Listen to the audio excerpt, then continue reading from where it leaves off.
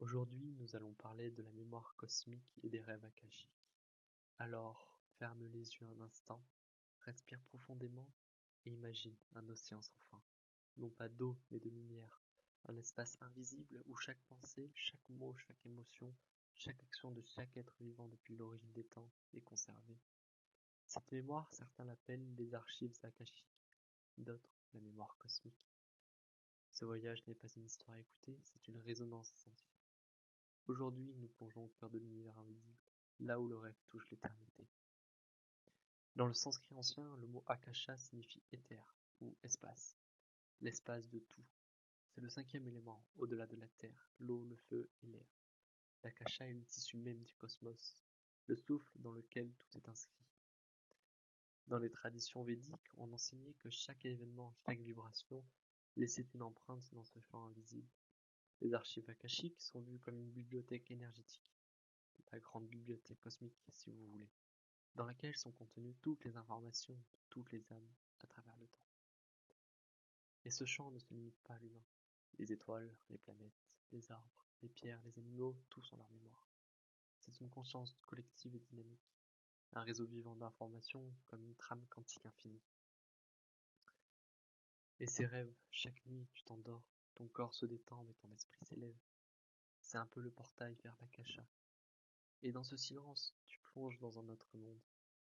Les rêves sont bien plus que des images mentales. Ils sont parfois des voyages de l'âme. Il existe des rêves ordinaires, fragments de ton inconscient. Et puis il y a les autres, ceux où tu te réveilles changé, avec un message, une vision, une énergie. Ce sont les rêves d'Akashi. Et ils se présentent souvent avec une clarté étrange. Tu entres dans un lieu inconnu, mais tu le reconnais. Tu rencontres des êtres que tu n'as jamais vus, et pourtant tu les aimes déjà. Ces rêves peuvent te montrer des vies passées, te transmettre une guidance, t'aider à guérir une blessure ancienne, ou simplement t'ouvrir à une conscience plus vaste. Ce ne sont pas de simples songes, ce sont des enseignements symboliques issus d'une source infinie. Et si les rêves sont des portails involontaires, il est aussi possible d'accéder consciemment à la mémoire cosmique. De nombreux guides, médiums et chercheurs de vérité utilisent des pratiques millénaires pour ces relier. Parmi elles, la méditation profonde, la respiration consciente, les états modifiés de conscience induits par des sons, des mantras ou des tambours chamaniques, les intentions sacrées et les prières d'ouverture. L'accès n'est pas intellectuel, il est vibratoire. Il faut lâcher le mental et laisser l'âme parler. Il faut parfois des mois de pratique pour ressentir quelque chose. D'autres y accèdent naturellement.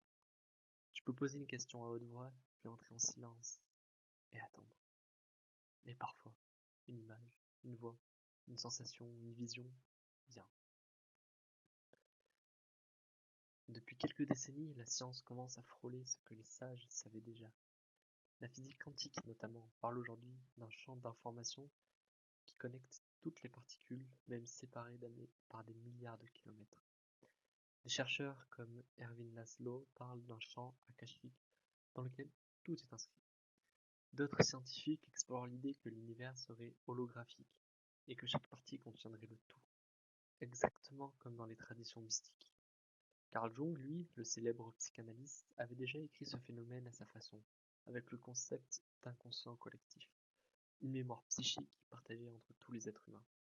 Donc par exemple, ça peut être la télépathie, un pouvoir oublié, mais pourtant là. Aujourd'hui, neurosciences, spiritualité et physique convergent. Nous sommes tous reliés à un champ plus grand que nous, qui contient les réponses, les mémoires, et peut-être même l'avenir. Mais pourquoi chercher à accéder à la mémoire cosmique? À quoi cela sert-il? Ce n'est pas une curiosité mystique, c'est un outil de transformation personnelle. En se connectant à cette mémoire, tu comprends mieux tes schémas de vie, tu peux guérir tes blessures d'âme, tu retrouves ta mission. Tu réalises que tu n'es pas séparé, mais partie intégrante d'un grand tout vivant. Tu commences à te souvenir, pas seulement de ton enfance, mais de ce que ton âme sait depuis toujours. Et c'est là que la magie commence. Le monde ne te semble plus hostile, il devient un miroir, un enseignant, un compagnon de route. Nous venons des étoiles, nous sommes faits de poussière cosmique, de vibrations, de lumière. Mais nous sommes aussi faits de mémoire. Et parfois, dans le silence d'un rêve, ou dans la profondeur d'une méditation, un souvenir ancien refait surface. Ce n'est pas une hallucination, c'est un appel. Un rappelle que tu es plus vaste que ce que tu crois, que l'univers te connaît et que toi aussi, tu peux le reconnaître.